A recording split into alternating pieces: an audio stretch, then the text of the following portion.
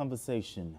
As one of the 9 states in the Niger Delta, Akwa Ibom State is blessed with abundant maritime resources. One prominent marine corridor in the South state is the Oruron River with its sprawling beaches. After years of challenges, the once vibrant Oron port became comatose. The state governor, Pastor Umo is determined to restore the old glory of Oron as a maritime hub with a robust regeneration plan. Babajide Kolade Otitoju recently visited the state to assess the project, which involves the design and build contract for the construction of Oron Marine Terminal. Now let's share the story with you. As one of the 9 states situated in the Niger Delta, Akwa Ibom State is blessed with abundant water resources. One of these water bodies that make the South state a tourist haven is the Oruron River with its sprawling beaches. Oruron River is situated at the mouth of the Cross River, forming part of the estuary that connects Akwa Ibom and Cross River states. As an estuary situated in the city of Oron, the river serves as a vital maritime hub for the region. With dense rainforests, mangrove swamps, and abundant marine life, the river is historically significant for commercial activities like fishing, farming, timber, seafood, and palm oil trade. It is a crucial ferry route between Oron and Calabar, offering a faster alternative to roads and making the Oron port a busy hub. It provides a pleasurable experience traveling on water from Oron to Calabar in Cross River State. But due to years of neglect, the Oron port is facing challenges, especially poor infrastructure. The Akwa Ibom State Governor, Pastor Umo is determined to restore the old glory of Oron as a maritime hub with a robust regeneration plan. Oron used to be like a commercial nerve center for that axis with all the riverine things. If you taste the crayfish from Oron, and anyway, you won't want to eat crayfish anywhere else. I'm not talking of fish, everything. Well, it used to be a major trading route. Over time, the whole thing went off. So what are we trying to do? We are trying to ensure that we bring that back. The project involves the design and build contract for the construction of Oron Marine Terminal. Other components include construction of shore protection, jetties, a warehouse, and recreational facilities in Oron.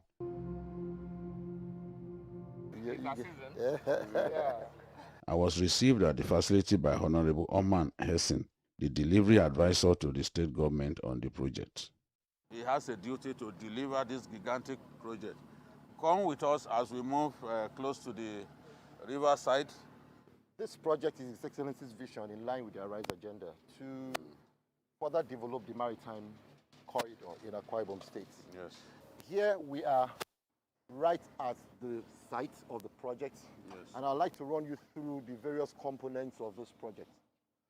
His Excellency in his magnanimity thought that it was necessary for us to bring down the old terminal building that was here. So that was completely pulled down, and right in front of us here is the new terminal building that we are building. We have the warehouse, we have the cold room, we have the workshop, and we have an area where we're going to have where we're going to dry, fish drying section that allows for commercial activities. Of course, it allows for commercial activities within the area. Well, on my right-hand side, which of course is where the Honorable Commissioner for Tourism comes in, His Excellency decided that we should also incorporate tourism components into this infrastructure. Honorable Hessin explained that shore protection has been prioritized here. What you are seeing here is called the piling sheet. Before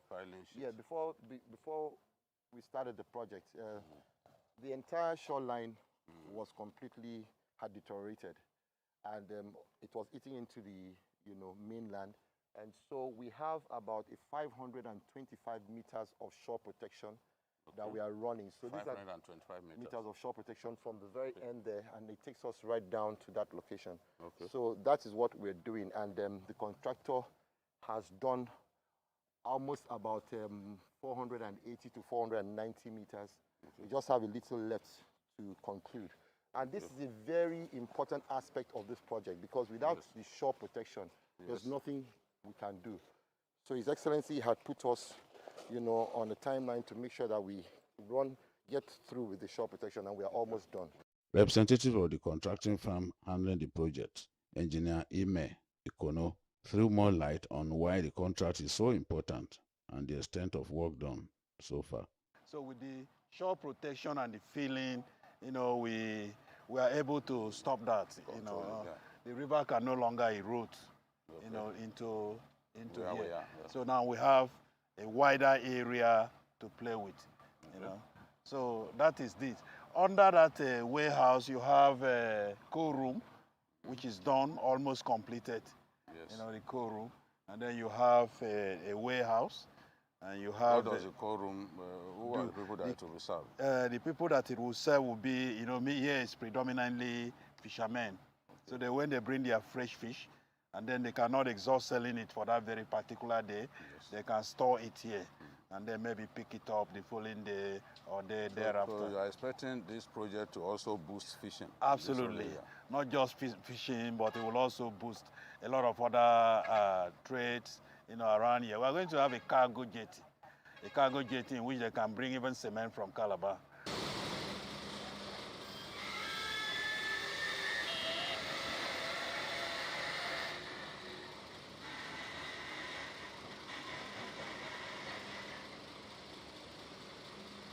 There's a new terminal building under construction.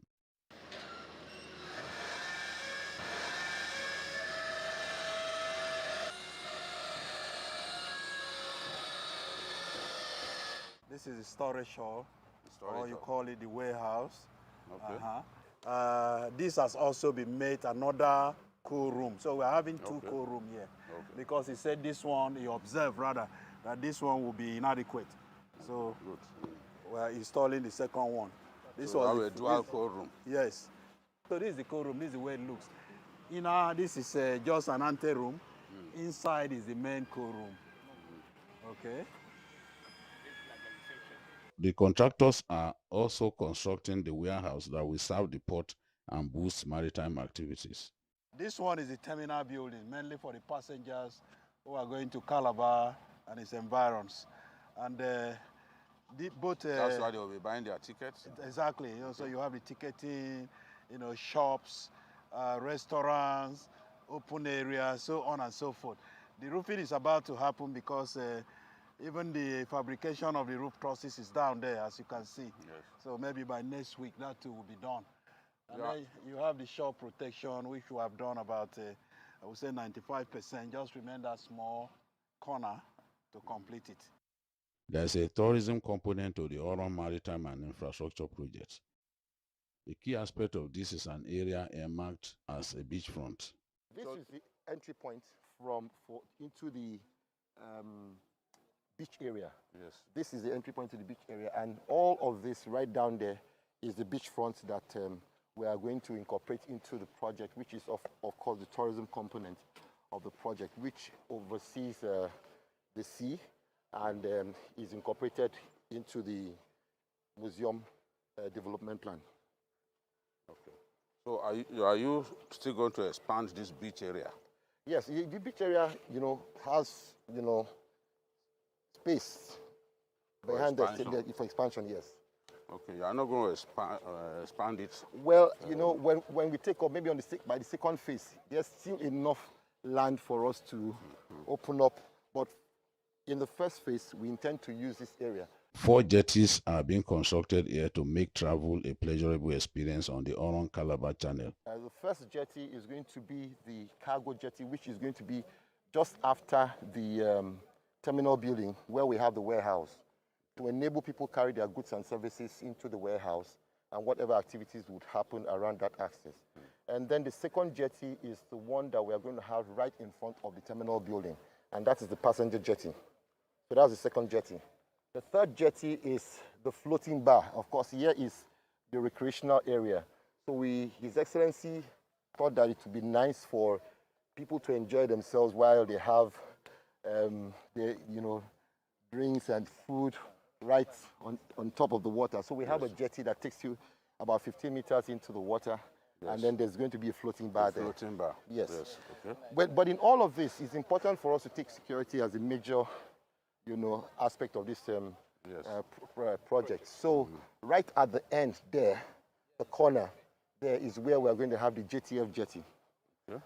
And we are going to also have their station there JTF. to allow them oversee the entire project site. Patrons Yes. of this. Yes. So then all of this will be sand-filled, and we are going to have beautiful huts here where people can come in and enjoy their seafood and all of that. Akwa Ibom State is rich in cuisine, and we intend to further showcase the cuisine we have in Akwa Ibom State to Nigeria. So everybody will be coming from all over the world to Oron Beach to enjoy themselves. And of course, put in your hook there and do some fishing.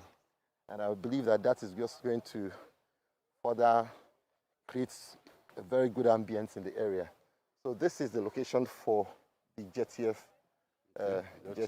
We decided to anchor it just at the very edge of the project site. By road, it takes about 3 hours to get to Calabar from this point. But by the waterways, it takes how many minutes? 40 minutes. You are in Calabar by this kind of boat. If this corridor is developed sufficiently, water transportation will be enhanced. Very close to the port is the Oron Museum. We are standing in front of the Oron National Museum. As you can see, it needs more than a facelift. And the commissioner has spoken about the need for federal authorities to work with the state government to give it not just a facelift, but to also provide some items that can be put there. Built between 1971 and 1979 by Keith Nicklin, who lived from 1946 to 2002. The Oron Museum has seen better days, but it is getting the attention of the state governor. The State Commissioner for Culture and Tourism, Anete Udofia, described the project as a priority for the state government. When you talk about tourism, we are talking about movement of persons from other parts of the country, other parts of the world to a particular location. So the governor is building a circuit of tourism, where we have at Ibono, we have at Oron here, we have in Uyo, Ikorabasi, and the rest. So when this project is completed, it's going to bring a lot of persons to Oron to come and have a flair of what the state has to offer in terms of tourism. Akwa Ibom will be the next tourist destination. For Governor Umaino, his administration is intentional about boosting the state's blue economic potential, hence the rejuvenation of Oron to revive its beach, ferry, and jetty services. We're working on the jetty. You can see the warehouse, you can see all of that we're putting in, and then so as to make sure that our people, when they go to sea, they come back. It's not going to be a buyer's market. It will turn and become a seller's market. They bring those things, they put there. What people do is to wait until about 5, 6 in the evening. They know that people don't sell for that day. Also, they just go and price it anyhow. Yes. We're building a cold room. We're building a drying facility. We're building a fish processing center. And we're also developing a marine transport service. There's a beach, which we are working on. But in the ferry transport, we're working with the Nigerian Navy. There's a naval outpost there. We have naval ships. We bought patrol boats ourselves, 14 of them. The Navy has donated some. Nigerian police have donated another one. So we'll be able to patrol the maritime space to ensure the safety of those boats. So we are trying to look at the whole of that maritime corridor and see how to revive the blue economy. And we're working, we have invested heavily in those areas.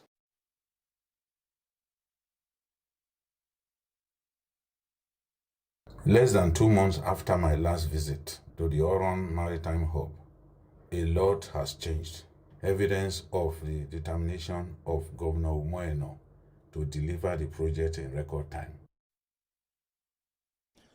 I mean, Biko, this beautiful report there. But Biko, beyond restoring old glory now, how will this project create new and measurable economic benefits for Oron residents, Akwa Ibom State as a whole, and also for Nigeria, most especially in tourism? Yeah, the project will revitalize tourism. It will boost water transportation. I mean, if in 40 minutes you can get to Calabar from Oron, why should you go by road and spend more than 2 hours? 2 hours. So they are building modern terminals, they are building warehouses, and they are building multiple jetties. They are building a floating bar. So the beach, the Oruron River, the beach, is going to be made beautiful, and people, especially in December, can come and enjoy themselves and come with their families, stay on the floating bar, and generally make themselves happy. So I'm interested in the fact that this will boost maritime trade, this will boost fishing, this will boost ferry services, and already now they are constructing 425 meters of steel shore protection, which is 35 meters deep, to ensure that the river does not encroach the beach. Okay. You know, so that people can feel safe in that area. So it's a beautiful place now. It's already shaping up with a car park that can accommodate 5,500 cars.